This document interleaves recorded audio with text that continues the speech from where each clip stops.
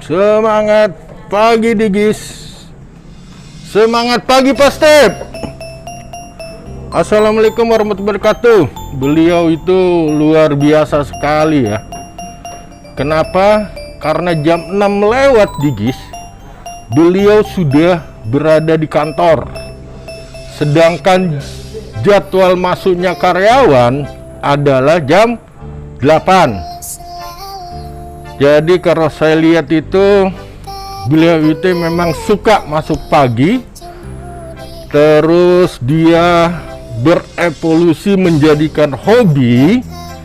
Setelah itu jadi passionnya beliau yang akhirnya menjadi habit atau kebiasaan positif yang perlu dicontoh dari Pak Step. Sukses selalu ya Pak. Jangan lupa like, comment, and subscribe.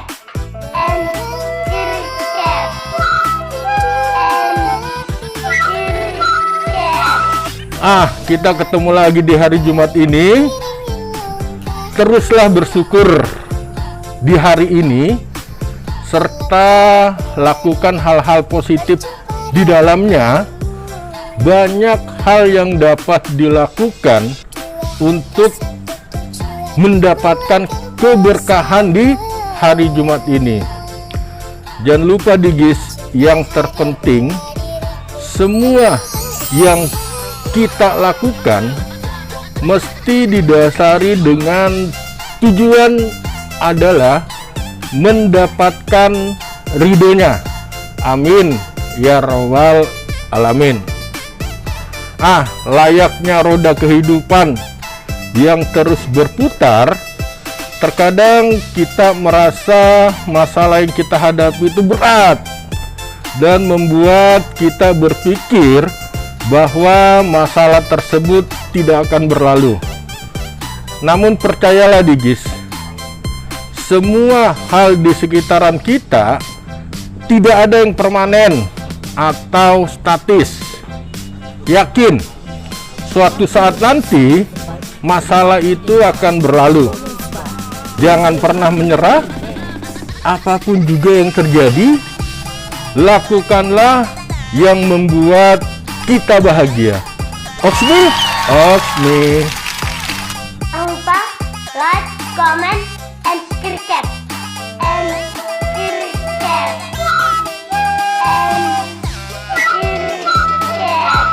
Jadi kita lanjut lagi pembahasan hari kemarin ya, mengenai beberapa alasan mengapa kita perlu memaksimalkan konten yang interaktif di media sosial, dan bagaimana hal tersebut dapat memberi manfaat baik untuk diri kita ataupun perusahaan kita. Pertama Digis, lebih efektif dalam menarik perhatian audiens. Seperti itu. Jadi konten kita itu harus efektif sehingga audiens tertarik. Kedua, jenis konten itu harus diinginkan audiens, itu sudah pasti. Ketiga, meningkatkan komunikasi dua arah yang tinggi Digis. Jadi kita usahakan konten kita itu nantinya ada komunikasi dua arah antara audiens dan pemilik konten. Keempat, mengetahui apa yang diinginkan audiens. Kelima, mempunyai lebih banyak pilihan dari konten yang kita buat. Oke, kita bahas satu-satu. Tadi yang pertama, lebih efektif dalam menarik perhatian audiens. Artinya apa? Jadi apa langkah kita untuk memenangkan pasar? Kuncinya kita perlu membuat brand atau produk yang konsumen inginkan. Akan tetapi sayangnya tidak sedikit ya Digis ya dari konsumen yang membaca konten itu secara sekilas. Oh, terima kasih Pak Ismail ya, sudah disediakan kopi dengan air mineral. Saya lanjut Digis ya. Jadi tidak sedikit dari konsumen yang membaca konten yang ada di media sosial itu secara sekilas. Informasi apapun yang ada di situ, rata-rata konsumen akan ya benar-benar membaca ketika menemukan informasi yang menarik, ya, itu menghibur atau bahkan menyentuh. Jadi tugas kita itu perlu membuat konten yang interaktif akan brand atau produk kita, sehingga apa? Sehingga konten itu jauh lebih efisien dalam menarik perhatian audiens. Seperti itu Digis. 2. Jenis konten yang diinginkan audiens. Jadi kalau kita membuat sebuah konten interaktif, usahakan tidak bersifat satu arah. Usahakan konten kita disukai oleh audiens. Tujuannya meningkatkan komunikasi dua arah dengan audiens. Kenapa? Agar mereka tertarik dengan konten yang kita buat. Ketika seseorang sudah tertarik, maka dengan mudah ya Anda akan mengarahkannya sesuai dengan harapan yang kita tuju. Itu gunanya Digis. Nah, caranya dengan melakukan desain konten yang seperti apa sih? Nah, ini kita akan coba sharing. Nah, pertama, kita harus melakukan desain konten itu menggunakan poin di dalam konten itu atau nomor ya dalam pembuatannya. Mengapa harus menggunakan poin atau nomor?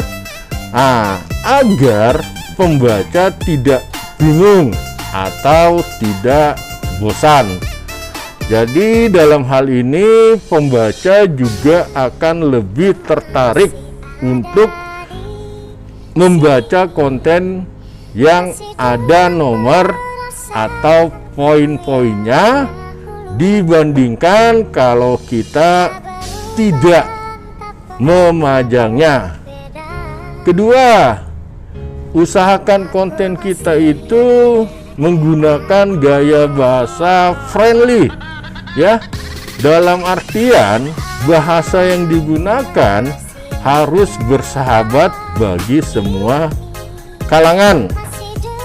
Disesuaikan dengan zamannya, singkatnya begitu Digis. Ketiga, tidak terlalu banyak kata.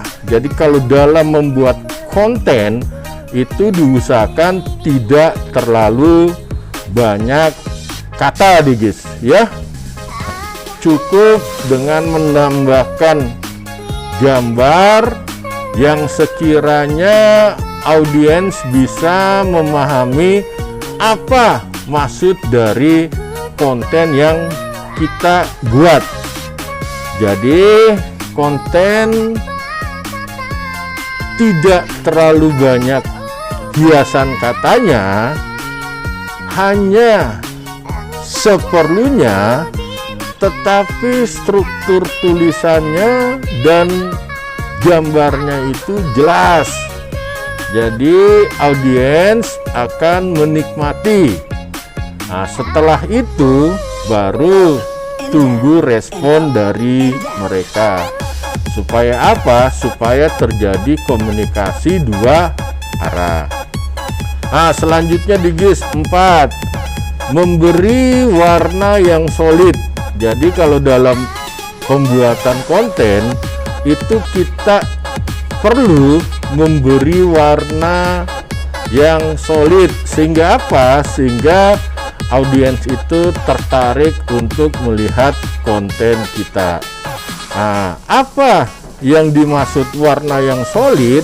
Nah, itu merupakan warna yang kebanyakan disukai oleh audiens. Anda mungkin bisa menambahkan warna merah misalnya, karena berdasarkan penelitian warna merah itu lebih menarik perhatian. Nah, kita lanjut yang kelima. Jadi kita dalam membuat konten itu harus menggunakan yang namanya ajakan di GIS, ya. Kenapa? Karena ini merupakan poin terpenting agar konten itu bersifat interaktif dan tentunya menggerakkan audiens untuk tergugah melakukan komunikasi dua arah. Kita mesti gunakan kalimat ajakan. Apakah itu ajakan untuk konten, like, bagikan, atau ajakan dalam membeli produk yang kita jual. Nah, gunakan juga konten pertanyaan. Seperti apa produk yang Anda suka misalnya, atau apa harapannya terhadap produk kami ke depannya. Artinya ke depannya itu dia itu menginginkan yang lebih bagaimana lagi sih mengenai produk yang kita tawarkan. Itu saja 5 cara melakukan desain konten yang interaktif sebagai acuan kita dalam membuat sebuah konten untuk produk yang akan kita tawarkan. Namun alangkah baiknya dalam pembuatan konten Anda mempercayakan ke lebih yang berpengalaman. Jadi lebih baik kita serahkan yang memang sudah biasa membuat konten. Agar apa? Agar hasilnya terlihat lebih profesional seperti itu. Besok-besok kita lanjut lagi pembahasan mengenai 3 hal yang masih tertinggal, yaitu menghasilkan engagement yang tinggi, ya, masih seputaran komunikasi dua arah, mengetahui apa yang diinginkan audiens, mempunyai lebih banyak pilihan. Selamat pagi Pak Fadli. Luar biasa Pak Fadli. Jam 7:30 beliau sudah masuk, padahal jam kerja itu jam 8. Masya Allah, sukses selalu Pak Fadli. Jangan lupa like, comment, and subscribe.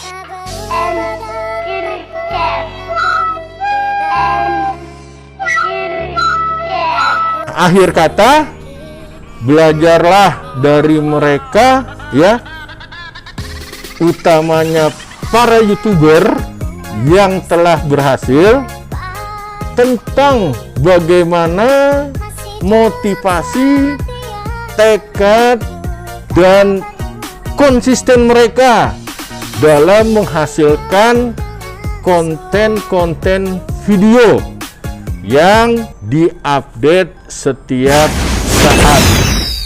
Semangat pagi. Assalamualaikum warahmatullahi wabarakatuh.